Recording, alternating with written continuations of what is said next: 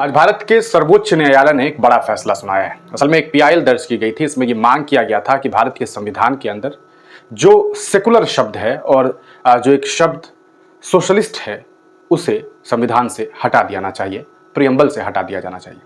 आप समझ सकते हैं कि इस देश में लोग क्या कुछ करना चाहते हैं। लोगों को इस बात से दिक्कत है, इस बात से मसले और मसाइल है कि हिंदुस्तान के संविधान में सोशल वर्ड कैसे लिखा जा सकता है, सेकुलर कैसे लिखा जा सकता है, देश में धर्मनिरपेक्षता की बात कैसे की जा सकती है।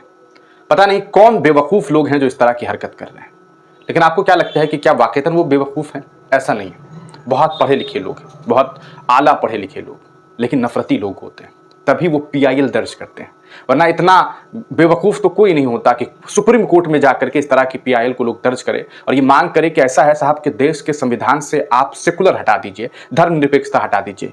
जिस मुल्क में जब फंडामेंटल राइट और डायरेक्टिव प्रिंसिपल साफ ये कहता है कि हिंदुस्तान के हर एक इंसान को यह हक दिया गया कि वो आज़ादी के साथ अपने धर्म को माने, अपने धर्म के बारे में बात करे, लोगों को यह हक दिया गया कि तुम अपने धर्म के हिसाब से अपनी जिंदगी गुजार सकते हो, तो फिर ये कौन लोग हैं जिन्हें इतनी परेशानी हो रही है?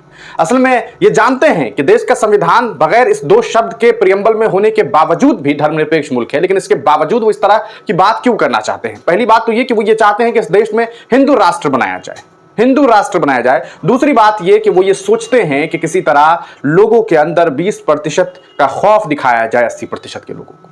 लेकिन शुक्र है सुप्रीम कोर्ट ने कम से कम इस बात को स्वीकार किया कि इस देश में संविधान में सेकुलरिज्म और जो सोशलिज्म है वो रहेगा। आप इससे इनकार नहीं कर सकते। यह अलग बात है कि इसी सुप्रीम कोर्ट के बाद एक, आप जानते हैं, एक हाई कोर्ट होता है, एक लोअर कोर्ट होता है। इन्हीं कोर्ट में से कोर्ट ने क्या फैसला सुनाया? कभी कभी कोर्ट्स बड़ा अच्छा फैसला सुना देती है, इन्हें लगता है कि चलो कम से कम ये फैसला दिया जाए। लेकिन वही कोर्ट वर्शिप एक्ट ऑफ 1991 को किनारे रख करके ये आज्ञा दे देती है, ये परमिशन दे देती है कि ऐसा है बगैर एक पक्ष को जाने हुए, कैसा है कि आप जाइए और जाके मस्जिद की सर्वे करवा लीजिए और जाके सर्वे में देखिए कि वहां पर मंदिर है या मस्जिद है। जबकि वर्शिप एक्ट 1991 साफ ये कहता है कि 15 अगस्त 1947 की डेट पे जो धार्मिक स्थान जिस स्थिति में था, धार्मिक स्थल जिस स्थिति में था, चाहे वो मान के चलते हैं कि अगर 15 अगस्त को कोई मंदिर रहा होगा 1947 को, तो बाद में वो मंदिर ही माना जाएगा, भले 14 अगस्त को वो मस्जिद क्यों ना रहा।